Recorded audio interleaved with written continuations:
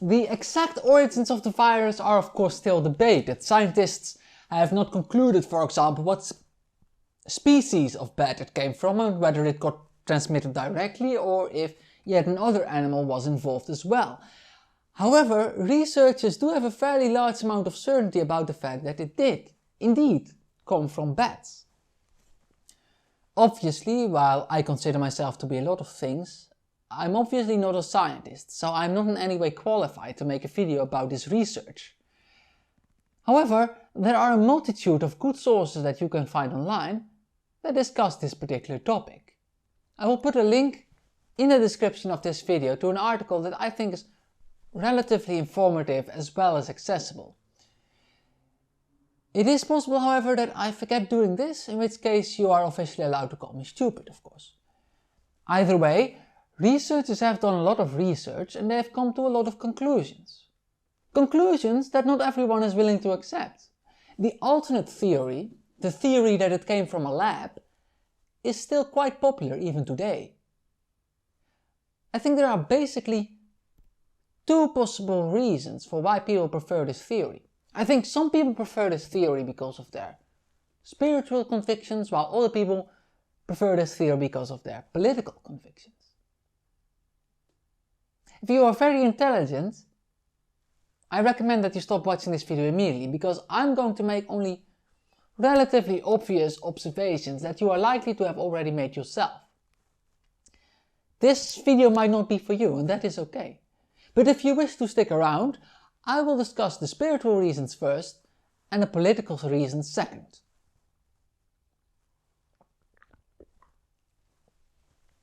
Even in the modern secular world, you will actually find a lot of spiritual ideas. An example of such a spiritual idea is the idea that nature is something benevolent, meaning that people tend to believe that everything that nature has to offer is inherently good and that all bad things are things of human invention. Some people tend to approach nature as though it is some sort of divine entity. They will say things like, here is a product, an item of food, it is good for you, because it is all natural. Natural is a word that can sometimes be synonymous with good. Perhaps the need for spirituality is innate to human nature. This almost religious adoration of nature and the things it produces, perhaps that is sort of a necessary substitute now that a large portion of society has become irreligious. Either way, natural in many places nowadays is, as I said, more or less synonymous with good. It is for this reason that it can be hard for a person to accept that the virus is essentially a natural occurrence. People find it hard to believe that nature is both good and evil. People find it hard to believe that nature produces both healthy fruits and vegetables and also viruses, even viruses capable of things like this. Within this philosophy, it makes sense to believe that the virus was man-made, because it is something that is evil, and evil is understood to be a natural thing, but that's not a natural thing, but a human thing. Ultimately, while you obviously disagree, it is a philosophy that I'm able to have respect for. While it is still an insult to the researchers who have done research, and while it remains completely baseless conspiracy theory, the people who believe these things are merely wrong, that they don't have any bad intentions. There are others, however, who truly have despicable reasons for why they are not willing to accept the truth. For some people, the reason they cannot allow it to be true that the virus came from bats is simply because they don't want to accept the conclusions that follow logically and change the way they live. Because if the virus came from bats, we need to take action. Obviously, in the first place, China has to take action. They obviously need to put a stop to the wet markets. But also many other states, particularly in the West, should now have learned that we need to be more careful when it comes to the consumption of animals and the way we practice animal agriculture. This, for many people, is unacceptable, and they need an alternative theory, so they can negate the inherent dangers of putting a shit ton of animals closely together.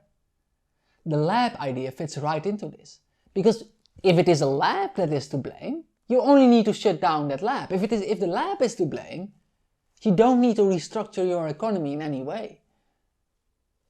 The reality, of course, is that we do need to make some drastic changes to the way we live. The pandemic should have been a wake-up call. We have literally been quite lucky that it is this virus and not something worse that hit us first. Now that we've become more aware of the potential dangers of zoonotic diseases, there are things we need to do. Obviously, this too is a subject that a lot has been written about. No doubt, since it has been a while, you too have probably encountered plenty of internet content discussing this subject. But the lesson is hard. And people, particularly here where what they call the West,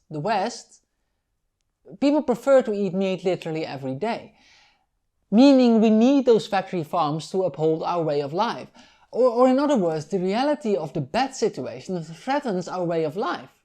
Therefore, if people want to be logically consistent, and a large portion of society doesn't want to be logically consistent, of course, but if you want to be logically consistent, you need an alternate explanation. Quite a lot of conspiracy theorists are shockingly honest about this as well. For example, when they hear the phrase "build back better," bizarrely, they actually think that that is an evil thing to say. Because they don't want societal change. They think that improving society and learning from your mistakes is something evil. Simply because it will mean that you need to give up certain pleasures. This, I think, is disgusting.